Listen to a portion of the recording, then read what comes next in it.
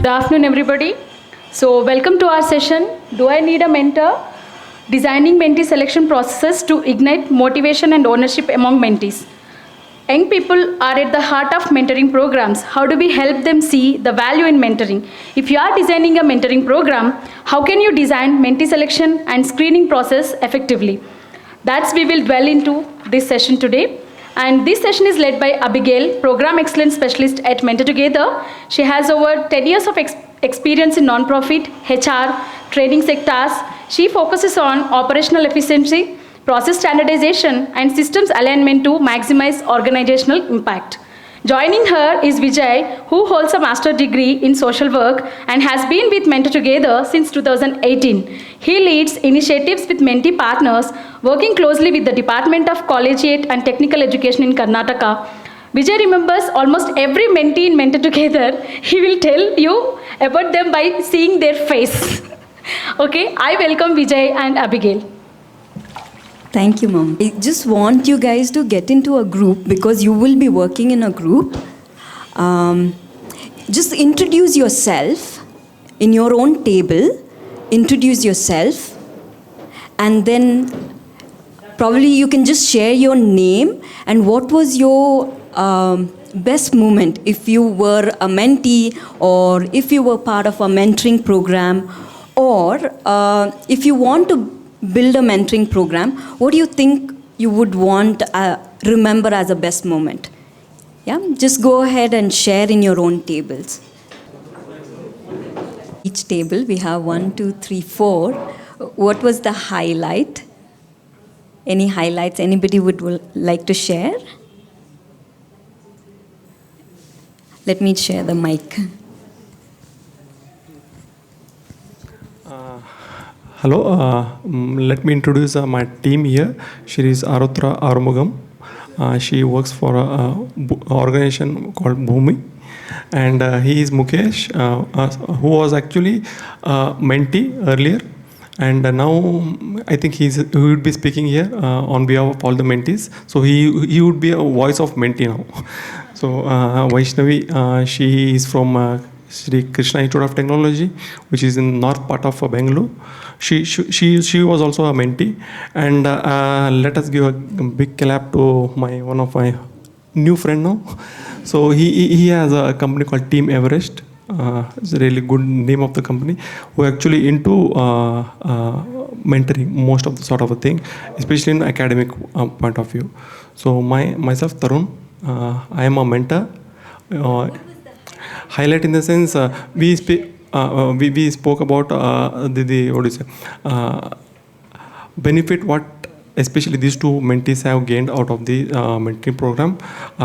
More than the word they speak, I could see the facial what do you say happiness what they have undergone after the mentoring program. It was really good. Yeah. The highlight for me was she saying that I was an introvert and now I can come and speak to, and that is all thanks to Mentor to go. So yeah. That. Right. Any highlights? Any highlights other tables would like to share? When you were a mentee, you want to go ahead? No. I've not been a mentee though, but the highlight from our table was the kind of transformation the mentoring program or a mentor does on mentee's life. I mean, I work for an organization where we run a mentoring program. He is doing a similar job, and she herself is a mentee. So, you know, the actual takeaway is the impact the program has.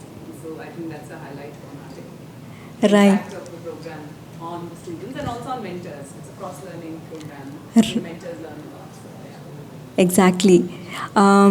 So we as practitioners, or we have some of the practitioners over here, there are mentees over here, and some of you are thinking, how do I make my mentoring program really good? Yeah, how do I make my processes really good so that mentees will have these best moments remembered in their life. Mentors, they have those best moments remembered in their life, and program would want to provide that, right? So this workshop highlights on that, and during this time we want to focus on 4 things. One is we want to go through the effective elements of effective practices for mentoring. What does the research say, and what is these best practices which are there where we can use it to make our programs, especially when it comes to selecting the mentee, how we can make this process really good. And then I'm going to share about how Mentor Together has incorporated these best practices and what is the process that we follow in selecting the mentee for the program. Then we have mentees who are going to share their experience going through this particular process, going through the selection process, what was their experience. They are going to share about their experience. And then we'll have an activity where you can build your own process in your own table, take the inputs from the mentees and the people who have practicing, bring your expertise, and as a group you can build a process which you can implement back in your workplace. So looking at the first one, so this is Mentor is an organization in West, which is a mentoring organization which has come up with elements of effective practices for mentoring. They have come up with principles and checklists. These checklists which are can be used to improvise our processes when it comes to selecting the mentee for the program. So what are these best practices, especially for selecting the mentee for the program? Let's just look at that. So these are the best practices that they tell, and this actually has been backed by research, and also practitioners have seen that it is working in their workplace. The first one is established criteria for accepting the youth into the program, as well as criteria that would disqualify a potential youth participant. So these criteria, they advise organizations should come up with a process which can talk about what is the age group of the mentee who should be aligned to the program, what is the time commitment the mentee should have, etc. This best practice advises us to have. Second one is mentees complete an application. Basically, program should know what is the background of the mentee, what are the mentee would really want to know from the program, what are the benefits, what is the goal the mentee has. It can be through written or verbally. Somehow we need to get the information from the mentee, so the mentee is aligned to the program. Third one is mentee agree to minimum commitment or minimum time commitment that is required by the mentoring program. Program should also have processes around understanding the commitment of the mentee. And how do we understand the commitment of the mentee? Then if your programs are for below 18, then parents or guardians, they should provide some information regarding the below 18 because of the safety issues. We want to safeguard the children, right? So what are the processes that you need to come up so your selection process is effective? The last one is parents or guardians provide informed permission for their child to participate. This is basically if your program is provided for below 18 mentees. How do we safeguard them? So these are the couple of best practices that the EEPM or Elements of Effective Practices for Mentoring suggests. Let me go to the next one. Sure. No problem.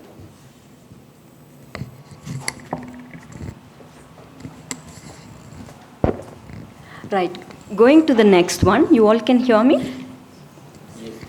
Let me talk about what is the process that we have built at Mentor Together. So our process is built on these three criteria. Basically, Mentor Together, we provide a digital mentoring program for college students. So our mentee selection process is built on these 3 criteria. First one is to understand the mentee. We try to understand the mentees. Basically, they provide their initial information on the platform itself. So basic information we get to understand about the mentee.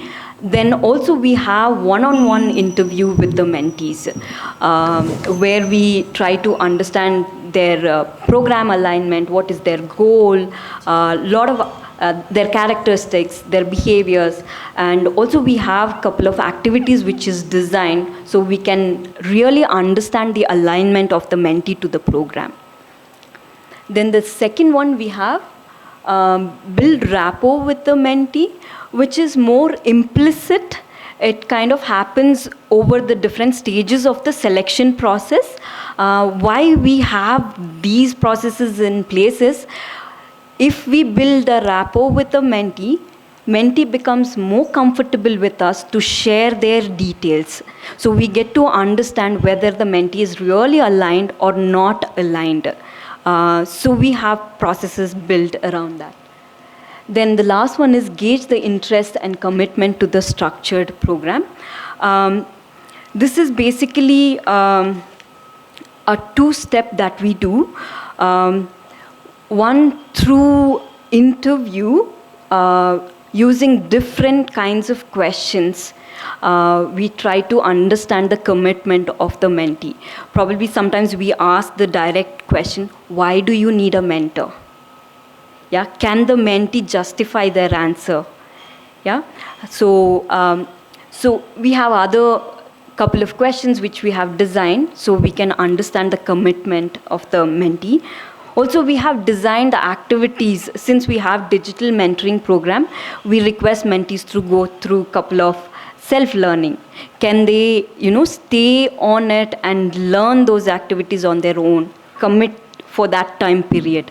So like that, couple of other activities that we have built where we can understand or gauge whether the mentee is able to commit and can the mentee show those behaviors which are required when they interact with the mentors.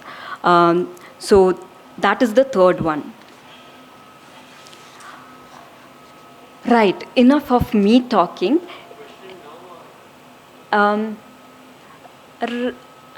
Probably I'll take it later. Or okay, go ahead. So you told you are expecting some behaviors, right? Right. What behaviors you are expecting from a mentee? Right. So when it comes to time commitment, then we have scheduled for a certain number of days.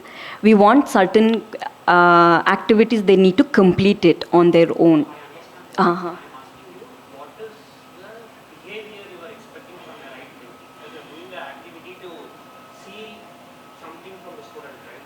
So what is the characteristics that you look for a perfect? Right. So actually it is coming at the end. I will be covering that one if that is okay. Yeah, and also probably even before this, right? If you can explain what does this mentor to the mentoring program, what is the duration of it, it will be easy to understand. Because starting selecting the mentees, but we don't know what is this program all about. What is the duration, like that. Right.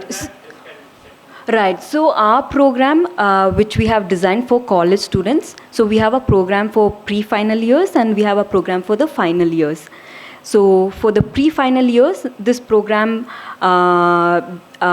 basically requires them to use the sessions which we have designed on our app, and then they would be working along with the mentors. There are a couple of characteristics or the skills that they develop while going through that program. So this first pre-final year program, which kind of lasts over 5 months, that is the time commitment that we request them to provide. Second one is the placement program, which is about 4 months of time commitment that we request the mentee to provide. Right, so this is a bit of the information on the program. Yeah, final year is the placement one. Yes. Right. So this is the minimum time commitment that we request the mentee to provide is 4 months for the final year students and 5 months for the pre-final year students. But then this is the minimum time commitment that we request from the mentee. But if mentee is open for extending their relationship with the mentor, we are open to it. But from our end, from the organization end, to facilitate this relationship with the mentee and the mentor, this is the minimum period that we. Oh, okay. Right. So then, if we break it down, Monthly 4 hours. Monthly 4 hours. Like it is expected that like 2 hours in a month. So it's a 20 hours program. 4 hours. right. I'm sorry. Great. So, right. So, we'll have mentees who are gonna share their experiences. Vijay is gonna be helping us with this. Can I ask a question? Right. Yeah. So when you say 4-month function 5 months, the sessions that you take are Hello. specific topics that you cover? Is there a curriculum? Yeah, so ours is a structured mentoring program. So we have a couple of structured sessions which are there with specific curriculum which are designed. And that's around technical, soft skills. What is it about? Mostly on career readiness skills that we are looking at. So it has a bit of behaviors as well as a small bit of career readiness, probably getting ready for the interviews. Okay, sure. So yeah, we'll go with the mentee experience sharing. Like we have lot of mentees. So Meghna M. Yeah. So Thank you, sir. introduce Meghna. Okay. I think it's good afternoon, everyone. My name is Meghna M. Currently, I'm in my final year of engineering in the course of computer science department. So, to say about this, not to be bored, one fine day what happened, we friends together were sitting in a classroom. That was in a ICT classroom. So, Vijay sir came into our class. And now ma'am said, students, you need to sit here for some minutes, like around 30 minutes. There is some session. Then you can move. So only for that reason, without knowing anything, we were sitting. And then he started, what is this program and what's going to happen. And to be frank, honestly said that, don't expect that you're going to get the job from this. Honestly said. Because at that time, we were only looking for that. So it's not about forceful also. He just said only the interested students can sit here, or rest of them can move out of the classroom. So that was his behavior on that time. And then yeah, we thought okay, no need to worry. We can get registered for that, and let's see what happens. So we all friends like together we have registered, and the mentorship started. So initially there was some duration. That means we didn't start at beginning itself because of our schedule also. So it was well processed. The sir has asked that can we start right now, or do you need some time for starting the mentorship program? And we said we had some work also, the academics. So after that one mentor has allotted to me. And so from that, after like all the selection processes happened, in the first when we are speaking together, he's from a different place. So and his mother tongue was Hindi and mine was Kannada. So that was not a barrier for me because we were speaking in English. And at first day, he said about his life, not only the career but also what's background that he came, and he understood about myself also, like asking few questions, what's my academics and regarding my families and what I'm going through that. So that gave me some clear cut idea about like that to understand himself. And after knowing that, so there was some activity that I needed to complete, which was there on the applications. So what we used to do is he used to assign, like if there was a meeting today, he used to say that, okay, Meghna, like in the next meeting, complete these activities, and even I will do that at this time. So in the next we can talk together about that. So we used to do the same thing.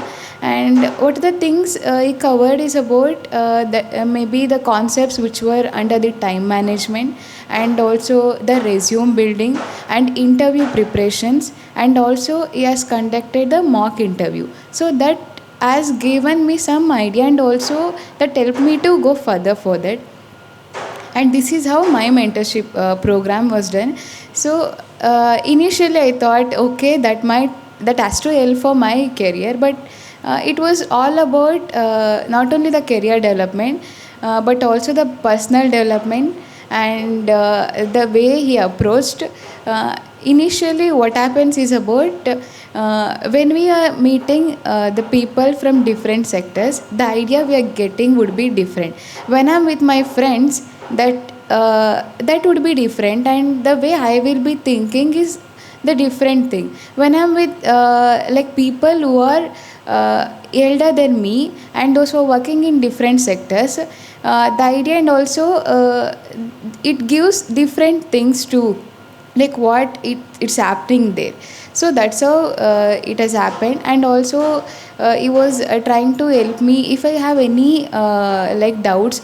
And the one thing was happy is about, even he is also from the domain which I was looking for. That means he was also the developer, and he used to ask me like, what your doubt is about, and what you are doing currently, and what you has to do to reach what you are looking for that. And that was helped me. And that's how after, like within the duration we have completed and then I received my like certificate. And regardless that, we have also attended the offline sessions. So which was the fruitful thing, that we got the very good like ideas, and also it was a nice experience overall, and happy for that, and looking forward to be in the same. Thanks, Meghna. And Meghna, like we have some specific questions you want to ask. So that's great. Thanks, Meghna. And we have one more student, like one more. Just because of the time. Yeah. We do have mentees who've gone through our program. So can I ask those mentees to just occupy one of the tables where, like, all of you are mentees, right? All right. So is there any mentees who have gone through our program? Okay. Right. And over there? Right. So in your table, the mentors or the mentoring practitioners, you can ask, or mentees, you can share it to them. These couple of questions, I would like you to share your experience. What was your first thoughts when you initially heard about mentoring? And what did you wish to know about mentoring before joining the program? Yeah, go ahead and share these two answers for these two questions. Then I'll have one last question. So mentees, if you can share it in your table.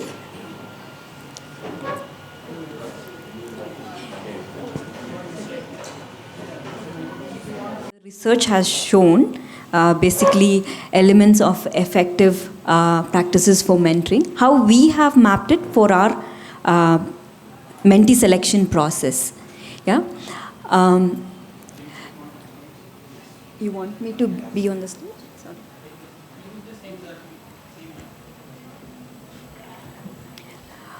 Right. So the first best practice which says that mentees complete an application either written or verbally. How we have mapped it or how we have used it in our own process is under the understand the mentee for the program. Yeah, different processes that we have come up with: collect initially information on academic and career interests of the mentoring. So this we kind of do it using since we have the digital app, using the applications on the app, we collect those. Then collect information on what a mentee wants in a mentor. This is through interviews, different processes that we have mapped where we can collect the information of the mentee, then conduct one-on-one discussion. So these are different processes that kind of helps us to understand the mentee for the program, which also incorporating the mentee completing an application. That is the best practice, which is the research is saying. Same wise, the second one, mentee agree to minimum commitment. Yeah, so how we have incorporated it is into build rapport with the mentee and gauge the interest and commitment of the mentee. And those are the processes which are there. I want you to now, in your own table, Dinesh, if you can go to the next slide, continue the discussions that you were having with the mentee and build your, okay, I'm very sorry, there was one more to cover. So these three best practices, program has established criteria for accepting or rejecting the mentee for the program, or the next two ones are getting permission from the parents or guardians, yeah, where we have mapped it, alignment of the mentee to the program, and what are the processes that we have in place to see the alignment of the mentee to the program. Yeah, going to the next slide. In your table, decide a context of the mentoring. Yeah, it could be a school children mentoring or college or adult. Choose one context and then build your own process. What would that process look like for selecting a mentee into the program? Yeah, continue the discussion, ask the mentee what was their experience, and go ahead and build your process.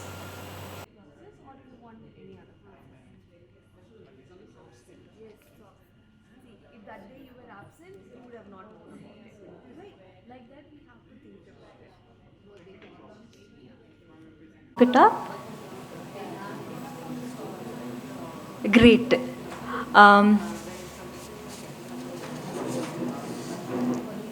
So, does any team member would like to go ahead and share it to the larger group over here? What is the process that you were able to come up for the mentoring program that you have selected? Probably, yeah, one table can go ahead. Yeah, go ahead. So basically, we thought that we would rather start with one induction or orientation session for the students, for them to understand the need of a mentor. Because most of us are not aware of need of a mentor in our life itself. So that's the basic thing that we wish to start with in the induction. And the other part of induction would cover know-how of the program, as in what would be the time commitment, who would be the mentors, what kind of profile they would be having. The structure of the program, like you said, maybe 4 sessions in a month or 2 sessions in a month, whatever it is. And finally, the desired outcomes. So there we could have stories, like you have your mentees over here sharing their personal experiences. So probably we could have some stories which can get, and which could be the highlight for desired outcomes.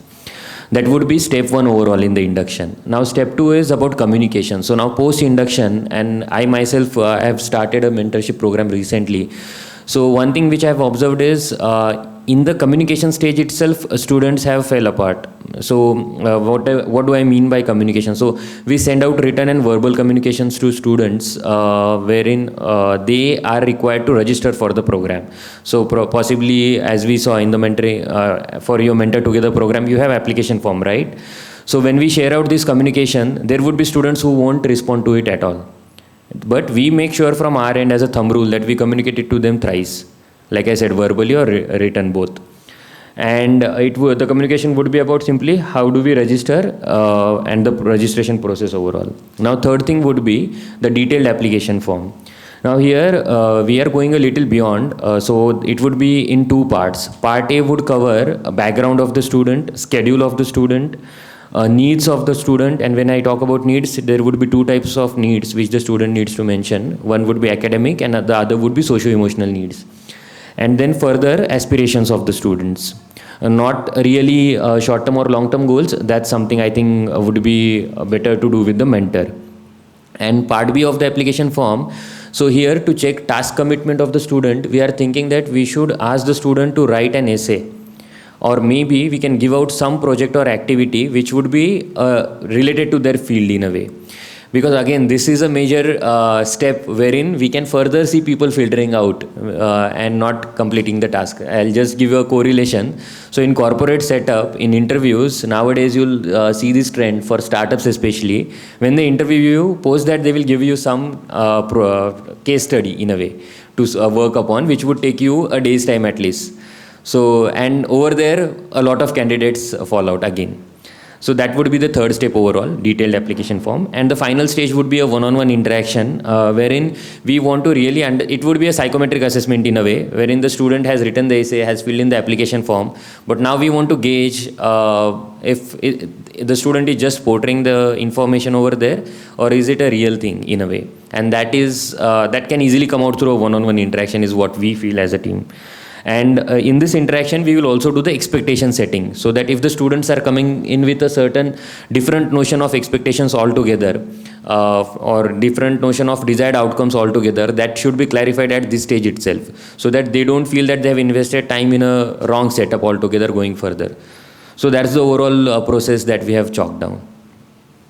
Any questions? Others, any clarifications or questions that you want to ask this team? I have Not a question, but all this filtering process, should we filter so much? That is my question. I am sitting with 4 students here. Should we even filter so much? You know, if we are filtering so much, so many people are not going to get the mentoring who need mentoring, right? So when we were discussing here, you know, 2 points which came actually very contrast to what we all usually think about as program designers, right? We should be very strict in this, we should be do. So people are, these students were telling, don't give us very big questions for us to read and write. We don't want to do that. Instead, do a face-to-face interview with us, get to know us more. So that was a very interesting point which came about. I think we should talk more to the students to understand how we should design a program which is matching their expectation. It should not always be top down, it should also be bottom up as well. And also the second thing, when we're talking about building rapport, we always think, okay, what is the student bringing in? What is the student bringing in? Instead, they want to have a mentor who has the same language. That is the first thing which came up. We always think, okay, English is a common language, we can put somebody together. No. They say the first thing which coming up is language, second one is career, third one is gender, fourth one is hobbies. We always think, okay, these 2 people are having similar hobbies, let them put them together. But their priority is somebody having a similar language to me, which will connect them more. Yeah. Yeah, so even I had a similar set of questions in the beginning. So basically when I started this program, we have a group of 195 students who are like the brightest young minds of the country, I would say. So I'm from Lodha Foundation. The program is called Lodha Genius Program. Now, when we started this thing, we sent out the communication to everyone. We chased these students a lot. And then eventually we got a certain sign-ups for it.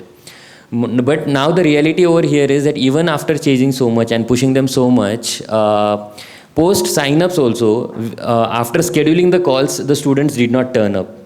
And these are like committed students. I'm not saying that these students are not committed to their tasks.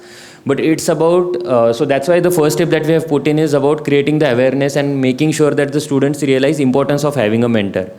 But eventually there's only a certain limit until where we can push them. And beyond that, it needs to be a mutual thing. So I agree to your viewpoint wherein from mentors' end, we need to build that rapport. It's more from mentors' end rather than mentees' end. But at the same time, what are the expectations from mentees' end for us is the task commitment in a way. And when I say task commitment, it's simply that I expect them to show up, or as a mentor would expect them to show up on the scheduled timelines. Or if not, at least be in a communication wherein they can reschedule the visits or reschedule the calls. So that's my opinion on this matter. Yeah. And also, the time which they are giving to complete the task, that shows the commitment. Otherwise, what happens if they can't? If it is just the face-to-face interaction, it is something like that's momentary. Okay, this is done. Okay, it's like talking to your friend. Done. So there is no background commitment you are processing. When you process only, you will give the commitment ahead also. That's very important. Yes. Correct. It's a partnership. Great. So continue these conversations and share your thoughts so each other can build your programs, especially these processes, much effectively. Great. Our time is up. Thank you all for coming to this workshop, sharing your experiences.